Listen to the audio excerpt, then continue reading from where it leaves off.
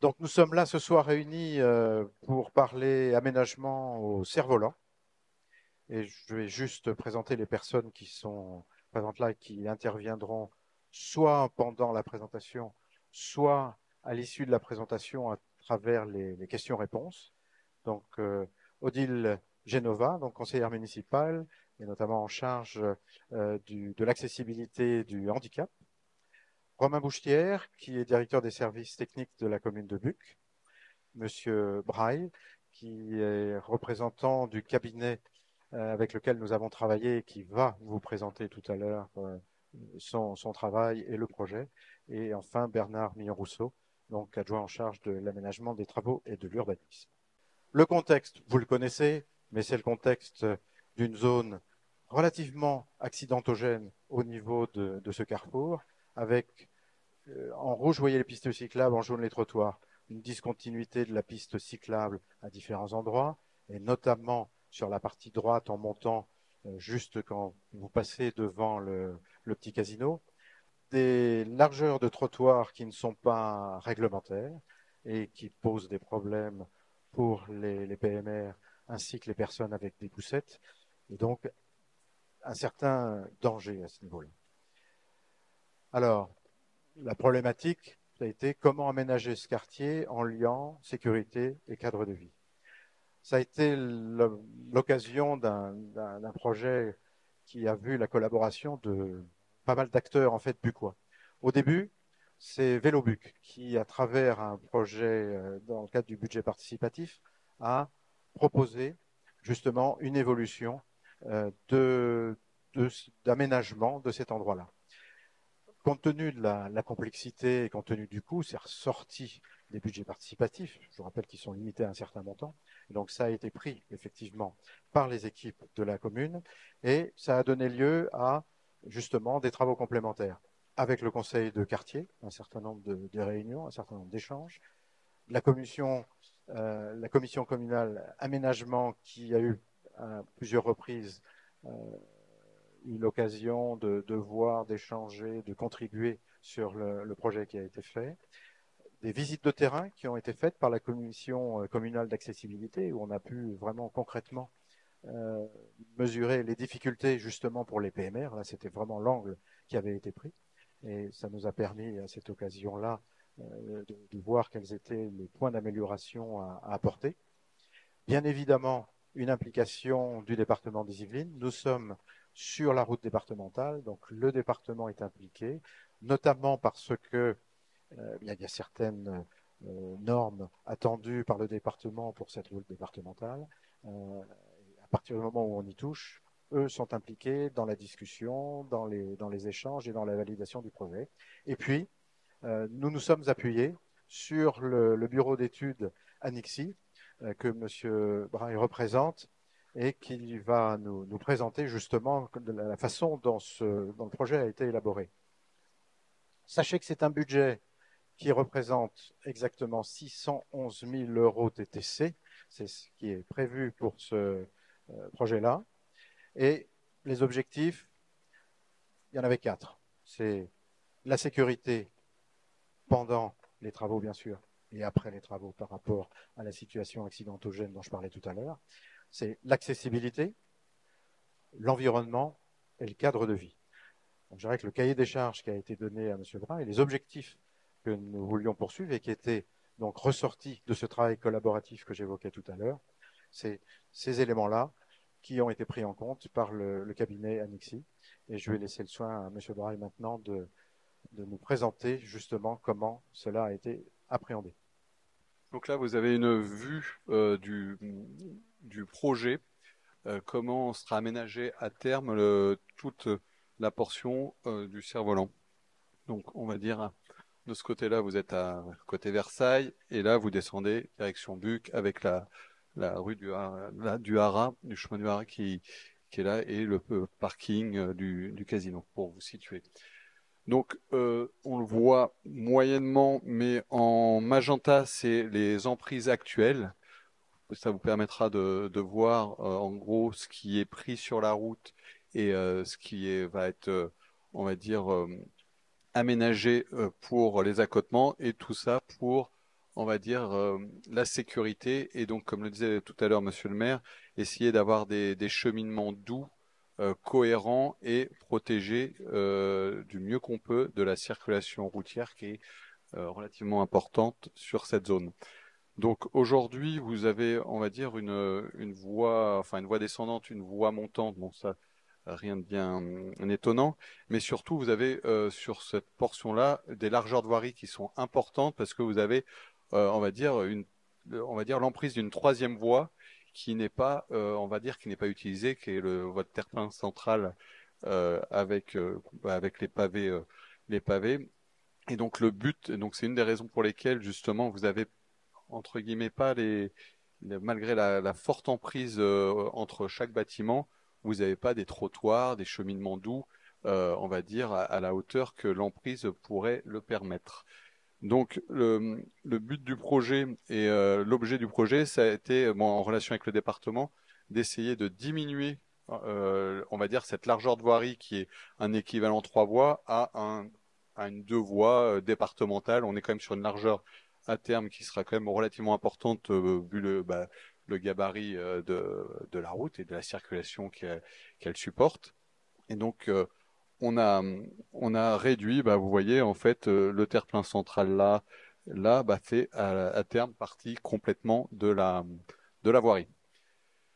Donc ça a permis de côté montant, c'est toujours mieux, c'est pour ça que ça a été privilégié, on monte moins vite en vélo qu'on ne descend. Donc quelque part, on est plus gênant et on est plus, on va dire, exposé au danger et voilà. Donc, ce qui a été privilégié, c'est une piste cyclable, en fait, ramener tous les flux et les circulations douces sur, sur un accotement, donc protégé par une bordure. Donc, en gros, pour schématiser, vous allez avoir un grand trottoir qui supportera et la piste cyclable et le trottoir. Et ça permettra justement d'avoir un trottoir déjà protégé pour les poussettes, pour les PMR, et même après, bon, il n'y aura pas forcément une circulation dense de vélos et de piétons en même temps. Donc vous aurez quand même, on va dire, des circulations piétonnes très protégées. Après, ça a permis aussi de dégager, d'essayer de conserver tous les stationnements qui sont présents pour desservir les commerces, la boulangerie et les commerces et du casino. Et après, on a traité ça un peu comme d'ailleurs c'est un peu le cas en descendant sur Buc et en fait un carrefour à feu, mais avec on va dire un aspect de mini giratoire. Donc le mini giratoire, il sera symbolisé par des pavés collés, un peu comme vous avez sur un peu partout d'ailleurs sur Buc, et ça sera franchissable, donc ça permettra et vous serez géré quand même, comme à l'heure actuelle, par un système de feu. Donc ce qui permettra de fluidifier, notamment pour les gens qui viennent du Hara, parce que si on avait fait ça par une simple priorité à droite, il y aurait eu sûrement beaucoup de mal, vu la circulation et le flux prioritaire, aux gens du Hara de se réinsérer dans la circulation.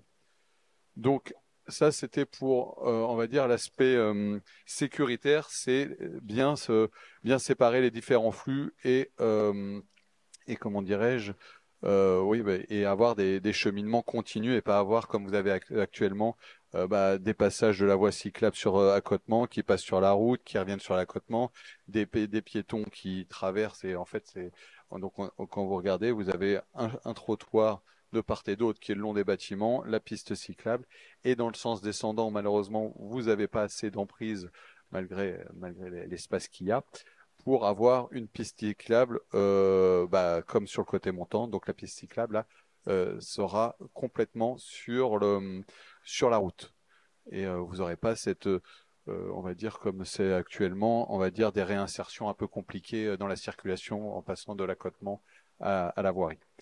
Après, le deuxième objectif, bon,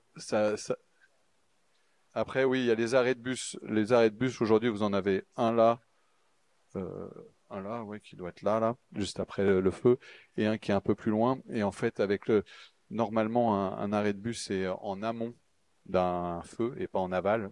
Parce que si le bus est stationné, bon, ça fait partie des règles de construction des arrêts de bus avec le STIF, le syndicat des transports d'Île-de-France.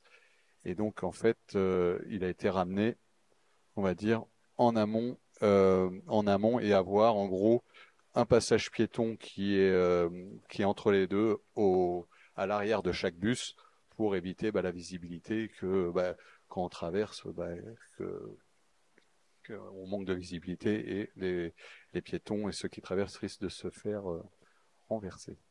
Donc ça permet, donc là vous avez les deux arrêts. Donc ça c'est pour tout le volet aménagement et sécurité. Dans le sens de le sens de la circulation. En gros, vous serez montant, enfin, le but que vous montrez vers Versailles, dans le même sens de circulation. Et là, sur le sens descendant venant de Versailles, il n'y a pas le choix. La piste sera là, ça sera une bande cyclable.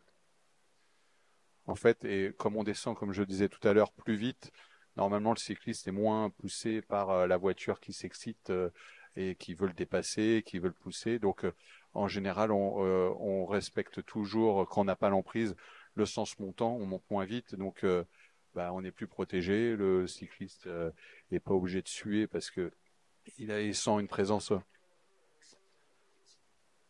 Après, la dangerosité d'un cycliste, je suis pas là pour en parler. En fait, c'est les cyclistes au niveau Alors, sécurité. pardon, excusez-moi. Ce que je vous propose, on a gardé un temps long de questions-réponses après. Donc, ce que je vous propose, vous notez vos questions. Elles sont importantes, hein, on va y répondre. Mais on déroule tous les points. Encore une fois, il n'y en a pas beaucoup. Il y a 4 domaines qui sont couverts là. Et derrière, on prend toutes les questions-réponses. Comme ça permet. Je sais bien, mais euh, essayons de le faire de cette manière-là. Encore une fois, ça restera quand même assez à chaud parce que c'est pas très long, Oui, la présentation, vraiment. et on Je vous pourra remercie. revenir sur le slide après. Donc voilà. Donc pour euh, pour continuer sur les circulations cyclistes, le sens descendant sera sur la bande, sera sur la voirie. Après, l'accessibilité, ça va un peu de pair avec ce qu'on a dit précédemment sur l'aménagement, que ce soit la sécurité, l'accessibilité va avec. C'est que permettre à toutes les personnes, donc dans le PMR, bon, il y a la personne en fauteuil roulant, il y a celle qui voit mal, il y a, on va pas l'appeler PMR, mais qui a besoin d'une emprise, les enfants avec des trottinettes, les parents avec des poussettes, enfin tout ce qui a, on va dire, un déplacement piéton un peu plus contraignant qu'avec deux jambes. Donc, ça va un peu être pair avec la sécurité. On a essayé de rationaliser, on va dire, les cheminements, pas avoir d'intersection, pas protéger les circulations douces, quelles qu'elles soient, du vélo au piéton, de bien l'isoler. Donc, l'isoler de la voirie, bon, sur un piéton, c'est plus ou moins normal d'être sur un trottoir par rapport au vélo. Et d'avoir des largeurs satisfaisantes et qui sont réglementées pour 2 unités de passage. Donc ça, vous l'aurez partout. En plus, comme on le disait tout à l'heure, surtout sur le côté montant, il y aura la piste cyclable, même si un piéton n'est pas censé aller sur la piste cyclable, mais ça apporte quand même un peu d'aisance, un peu le sentiment d'être éloigné de la circulation, on va dire, dangereuse. Même si il faut faire attention de ne pas se faire percuter, et c'est des accidents qui peuvent arriver des cyclistes dangereux. Mais donc on a des, on va dire une sensation d'éloigner toutes les circulations et de les isoler du mode, on va dire, des circulations motorisées. Donc il y aura aussi une place PMR qui sera du côté de la place du cerf-volant. On aura une signalétique parking justement par rapport aujourd'hui. Vous avez quand vous montez direction Versailles, vous avez un tournant à gauche pour prendre le parking souterrain.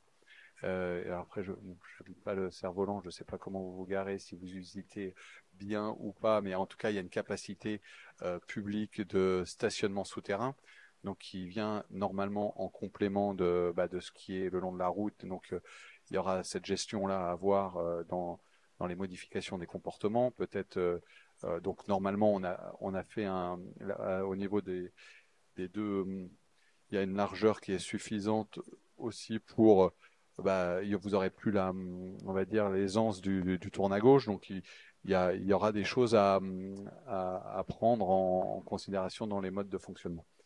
Mais donc il y aura une signalétique et il faudra utiliser au mieux cette offre souterraine. Et voilà, et les PMR et les largeurs de trottoir. Après, il y a le côté paysager où donc ça va avec l'environnement, le cadre de vie, c'est essayer d'avoir un côté moins urbain, même si on fera pas des miracles parce que il a fallu loger les circulations et donc à un moment donné les espaces verts, on a essayé de les privilégier. Donc il y a surtout une zone qui est déjà plus ou moins large, c'est toute, on va dire avant le feu en descendant de Versailles, toute cette zone-là qui est et surtout celle-là qui est assez large par rapport aux alignements. Et on a essayé d'avoir des bandes aussi, toujours pareil, pour éloigner, essayer d'avoir on va dire un rideau, toujours pour le confort et on va dire la sensation de sécurité des piétons et des vélos, de s'éloigner de la circulation. Donc, en gros, il y a 430 mètres carrés d'espace vert qui seront mis et qui aujourd'hui existent par plus des bacs et donc là, ils seront, on va dire, en dur. Ils seront en terre-plein, quoi. Voilà. Donc ça, c'est l'aspect cadre de vie. Donc après, c'est ce qu'on disait, c'est le nombre de places qui a été légèrement augmenté. Donc il y a les places là. Aujourd'hui, il y a eu il y a 6 mois, je pense. Vous avez des bornes de recharge qui ont été mises, donc des véhicules électriques. Donc tout ça dans l'obligation sur notre transition énergétique et écologique. Et vous avez des emplacements vélos et deux roues avec la conservation aussi toujours pour les deux roues de la borne de réparation, enfin qui est présente. Donc là, elle sera isolée. Après, pour peut-être anticiper une question, il y aura sûrement ça sera en verre, mais ça sera sûrement carrossable à terme. Donc ça sera une espèce on va dire comme alors on le voit souvent sur les parkings, des dalles végétalisées. Donc on va dire c'est fait pour globalement vous aurez une sensation de verre, de pelouse, mais ça marche quand c'est pas beaucoup usité. Je suis pas favorable sur les parkings, ce genre de choses-là. Là, ça marchera parce que c'est pas voué à être circulé, c'est voué à quand vous aurez des déménagements, à avoir une offre de stationnement de véhicules pour pas que stationner on va dire le 20 mètres cubes là et faire le déménagement en traversant la RD. Voilà. Donc voilà, donc au niveau des places, c'est l'offre, comme on disait, les voitures électriques, la place de livraison pour la desserte du commerce, du casino et c'est à peu près tout sur l'aménagement en tant que tel. Après, on reviendra pareil, comme disait Monsieur le maire, sur les questions-réponses concernant l'aménagement en tant que tel. Après, d'un point de vue réalisation travaux, c'est un chantier assez lourd du fait de la gestion de la circulation sur départementale. La rue sera pas barrée, enfin, sera pas fermée. Donc c'est des travaux sous alternat, donc avec un feu mobile en fonction des phases de travaux. Et il y aura, on va dire, 4 phases de travaux, ou plutôt 2 avec 2 sous-phases. On va travailler par demi-chaussée, donc on va travailler donc ça reste encore à confirmer avec le département et l'entreprise qui a été mandatée. Mais en termes on va dire, ça va pas, par rapport à ce qu'on va vous présenter là, ça va pas être, on va pas révolutionner en phase travaux. Ça dépendra de quel côté on commence, mais en gros, on va attaquer d'un côté, on va faire les accotements d'un côté pour pouvoir basculer de l'autre côté et rendre, on va dire, la circulation comme ça. Les gens, vous aurez toujours accès, bon, évidemment, à chez vous, hein, tous ceux qui sont, on va dire, en accès chez eux les trottoirs ou la résidence là-bas. Enfin, tout ça, vous aurez forcément accès tous les jours. Mais il y aura un chantier qui se fera par côté et par alternat. Et il faut compter, grosso modo, 4 bons mois de travaux. Voilà.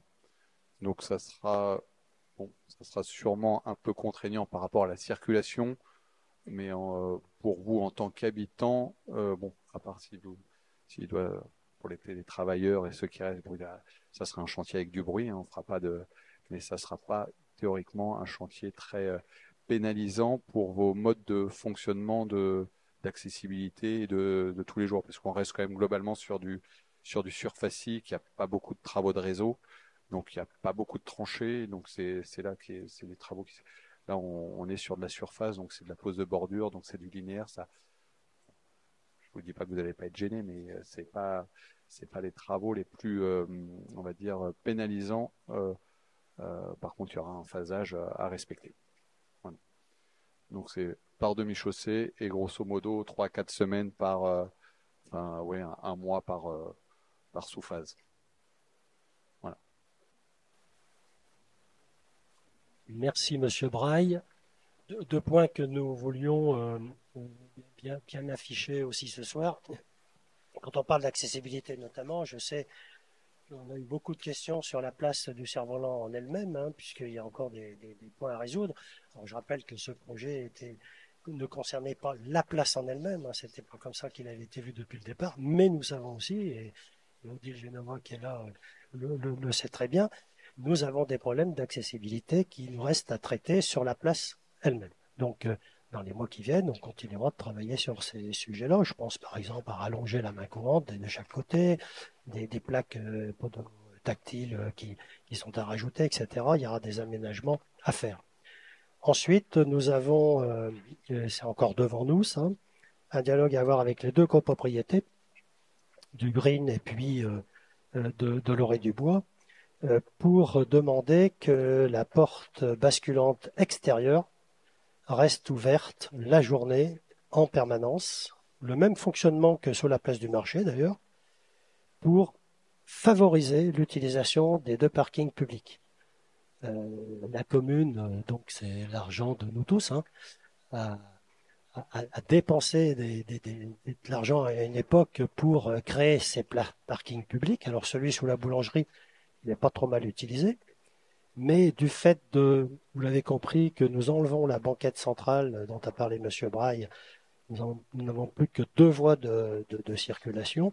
Il ne faut pas qu'une voiture, quand elle vient du Babu, qu'elle va en direction de Versailles, qu'elle veut se rentrer sous le parking de la boulangerie, qu'une voiture puisse immobiliser le trafic le temps que la porte s'ouvre. C'est l'exemple que je donne.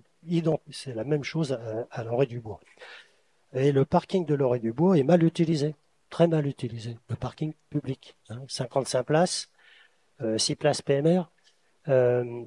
Il n'est jamais plein plus des 2 tiers. Donc, vous voyez, il y a énormément de la marge pour tous ceux qui vont au petit casino, par exemple, chercher un paquet Chronopost, enfin pas Chronopost, un autre paquet, etc. Il y a suffisamment de place pour s'y garer sans problème, mais il faut le faciliter. Donc, si la porte reste ouverte en permanence la journée, c'est bien plus rapide et ça gêne moins la circulation de pouvoir le faire, sachant que dans chacun des 2 parkings, il y a de toute façon une porte, une seconde porte basculante privative pour les parkings privés. Voilà ce que je pouvais vous dire.